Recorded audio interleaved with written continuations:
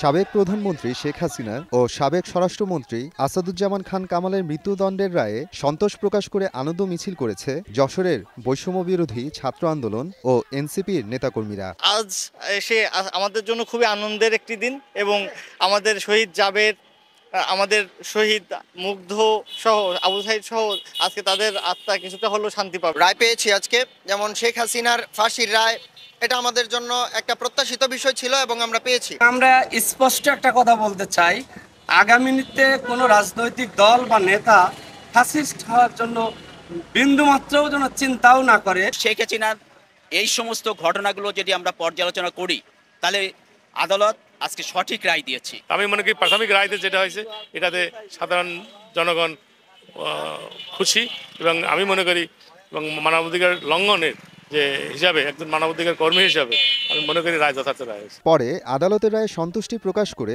মিষ্টি বিতরণ করে জাতীয় নাগরিক পার্টির নেতাকর্মীরা। সময় সংবাদ, যশোর।